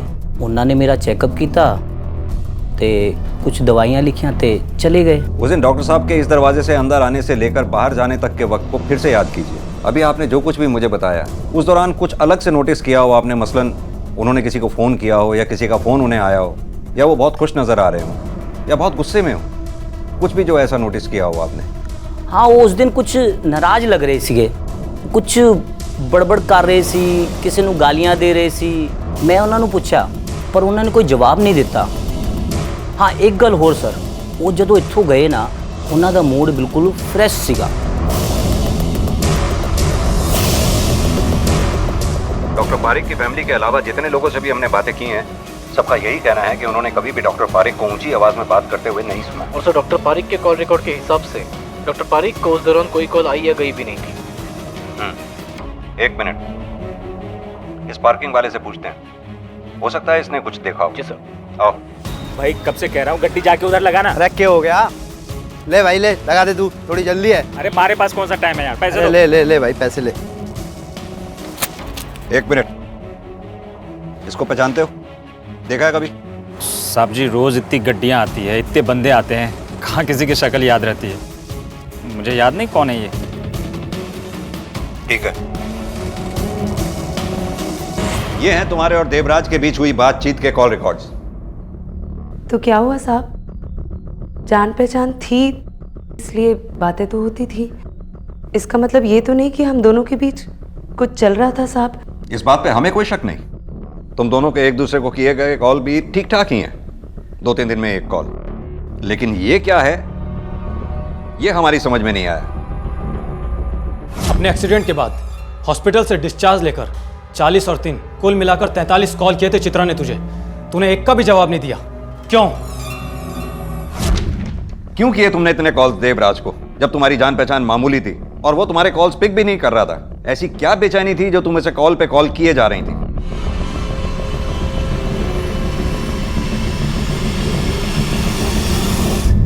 उस पेशेंट के घर के अंदर जाते समय डॉक्टर पारिक गुस्से में था और निकलते वक्त नॉर्मल।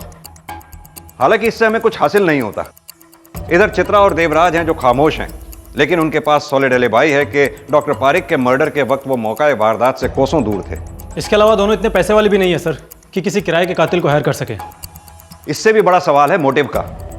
मुझे कोई मोटिव नहीं दिखाई देता उनके पास, बल्कि अपने आपस के रिश्तों को लेकर उनकी खामोशी मुझे कहीं ना कहीं खटक रही है। लग रहा है जैसे इस खामोशी का मकसद बदनामी का डर नहीं बल्कि कुछ और भी है। शायद इस डॉक्टर पारिक का पूरा सच अभी हमारे सामने आया ही नहीं है, कुछ है जो हमसे छूट रहा है। एक काम करो राकेश, डॉक्टर पारिक के क्लिनिक से उसके सभी पेशेंट्स की लिस्ट निकलवाओ, सबसे बात करो। Okay sir.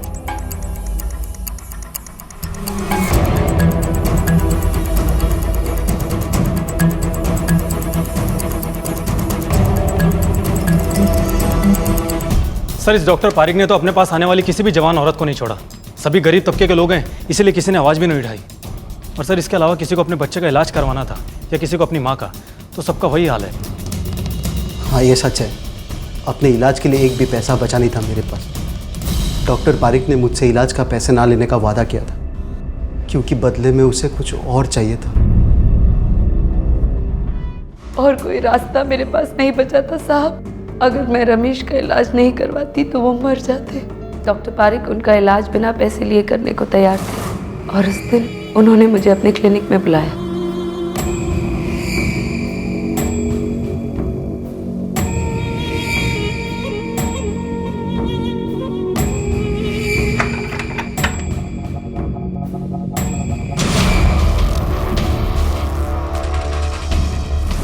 पूरी कीमत वसूली उसने मुझसे अपने मुफ्त इलाज की। एक बार अबॉर्शन भी करवाना पड़ा मुझे साहब। जब मेरी और चित्रा की दोस्ती हुई तब मुझे पता चला वो पारिक जो फ़ायदा मेरी बीवी की मजबूरी का उठा रहा है वही वो चित्रा के साथ भी कर रहा था। तो हम दोनों ने तय किया कि हम उसे जान से मार डालेंगे, लेकिन मेरी बीवी ने मुझे रोक लिया। देवराज पीछे हट गया। मेरी समझ में नहीं आ रहा था कि मैं क्या करूं, कैसे उस पारिक को सजा दूं। फिर अचानक उस दिन हमारा एक्सीडेंट हो गया। मुझे मौका मिला और मैंने वो इल्जाम उस पारिक पर डाल दिया। कौन था वो? डॉक्टर पारिक। सोचा मार नहीं पाई तो क्या हुआ, पूरी जिंदगी अगर वो जेल के पीछे सड़ेगा तो शांति मिलेगी मेरे मन को। देवराज को यही बताने के लिए मैं उसे लगातार फोन कर रही थी सब। मैंने उसके फ़ोन नहीं उठाया क्योंकि मुझे लग रहा था कि वो वापस डॉक्टर पारिक को मारने की बात करेगी। वो आदमी कौन था जिसने तुम्हारा एक्सीडेंट किया?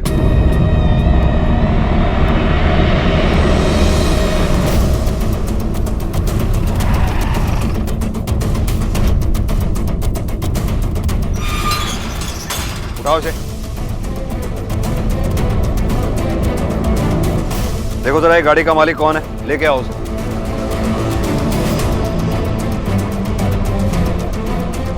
मैंने कुछ नहीं किया सर। सर मेरी बात तो सुनो, सर मेरी बात तो सुनो, मैंने कुछ नहीं किया, मैं बोल रहा हूँ। Listen to me sir please. डालो इसे गाड़ी में। सर प्लीज मुझे कुछ, मैंने कुछ नहीं किया सर, मुझे क्यों डाल रहे हो अंदर? Sir sir please listen to me sir, मैंने कुछ नहीं किया है।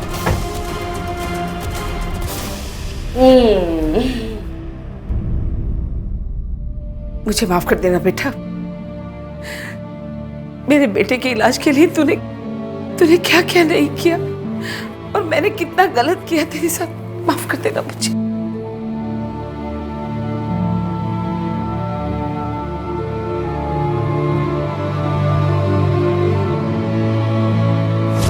सर उस लड़के ने मान लिया है कि चित्रा उसकी फैमिली का एक्सीडेंट उसके कार से हुआ था। इसके बाद वो डर गया, उसे अंदाजा था कि पुलिस उसकी कार को ढूंढ रही होगी, इसलिए उसने कार को छुपा के रखा, कहीं बाहर नहीं निकाला। लेकिन सर उस लड़के का कोई भी कनेक्शन ना तो चित्रा उसकी फैमिली के साथ है, ना ही देवराज के साथ और ना ही डॉक्टर पारिक के साथ। सर डॉक्टर पारिक की कार का पता चल गया है, यहीं पासी के बहरामपुर गांव में है और कोई है जो उसे बेचने की कोशिश कर रहा है। चलो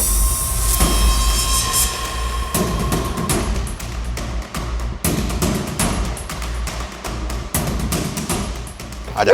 चल चल चल डालो गाड़ी में, डालो गाड़ी में, गाड़ी में डाल। देख पकड़।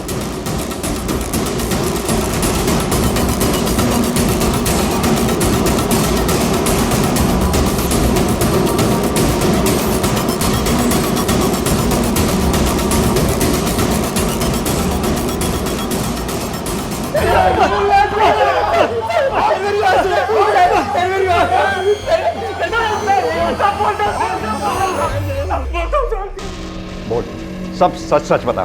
साहब उस रात मेरा मूड पहले से ही खराब था।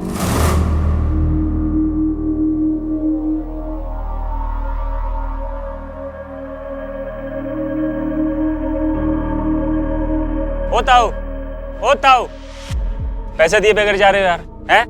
ज्यादा होशियार से क्या तू? कैसी बात कर रहे हो तुम? कोई था क्या यहाँ पर? खाना बिजी है क्या तू? मूतने गया था, इंतजार नहीं कर सकता क्या? ये ले चल। तुम्हारे 25 रुपए के चक्कर में ये 500 का छुट्टा कराऊं क्या? हैं? चल छुट्टे दे। नहीं है मेरे पास। मैं कैसी बात कर रहे हो तुम? जानते हो मैं कौन हूँ? बाप ना है मारा, समझा? बाकी जो भी है मारे टुल्लू से। चल छुट्टे दे, टाइम नहीं है हमारे पास। नहीं है मेरे पास, लौटते वक्त देता हूँ। ओ ताऊ पैसे दे के जा। 2 कौड़ी के गंवार मेरे कंधे पर हाथ रखता है। बहुत बर्दाश्त कर लिया मैंने। एक पुलिस को फोन करूंगा ना तो पिछवाड़ी की सारी चमड़ी छील देगी पुलिस। और तमीज कहीं। साले पुलिस की धमकी देता है, अभी बताता हूँ तेरे को। रुक। सर इसका फोन आया और हम पार्किंग में आ गए। ताऊ भीतर बैठ जा और चाबी दे दे।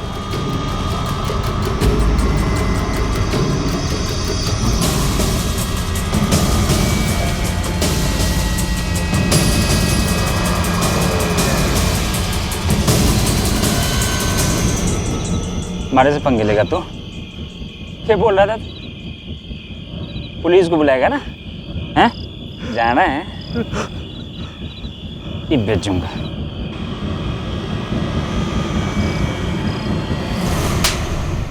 मूड खराब था। इतनी छोटी सी बात पर एक आदमी की जिंदगी छीन ली तुम लोगों ने। सड़ो जिंदगी पर यहां आप तुम लोग, तब जाके तुम्हें जिंदगी की कीमत पता चलेगी।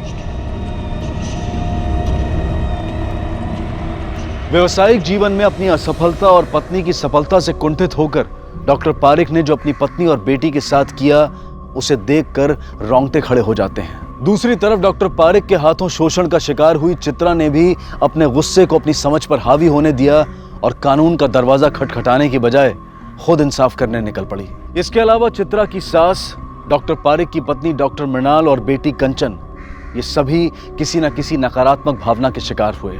अगर चित्रा की सास ने उस पर शक करने की बजाय उसे समझकर उसका साथ दिया होता तो चित्रा ने डॉक्टर पारिक की गंदी नीयत के सामने अपने घुटने टेकने की बजाय जिंदगी से लड़ने और अपने पति को बचाने का कोई दूसरा रास्ता ढूंढा होता। अगर मृणाल ने अपने डर और अपनी बेटी को लेकर अपनी असुरक्षितता को अपने आप पर हावी न होने दिया होता और शुरुआत में ही डॉक्टर पारिक के खिलाफ आवाज उठाई होती तो न सिर्फ अपने आप को और अपनी बेटी को बल्कि उसने उन तमाम मजलूम महिलाओं को भी डॉक्टर पारिक का शिकार होने से बचा लिया होता। इस कहानी से हम सबको ये सीख मिलती है कि हमें अपनी भावनाओं, खासकर नकारात्मक भावनाओं विचारों से सतर्क रहना चाहिए। उनका गुलाम बनने की बजाय अपनी समझदारी से उन्हें काबू में रखना चाहिए। इसी विचार के साथ अब मैं अनूप सोनी आपसे विदा लेता हूं। फिर मुलाकात होगी अगले एपिसोड में एक और चौंका देने वाले केस के साथ। तब तक अपना और अपने परिवार का ख्याल रखें और देखते रहें क्राइम पेट्रोल डायल 100। सबक एक को सीख हम सबको। जय। क्राइम पेट्रोल के और भी दिलचस्प कहानी देखने के लिए हमारे चैनल को सब्सक्राइब करें और बेल आइकॉन दबाना न भूलें।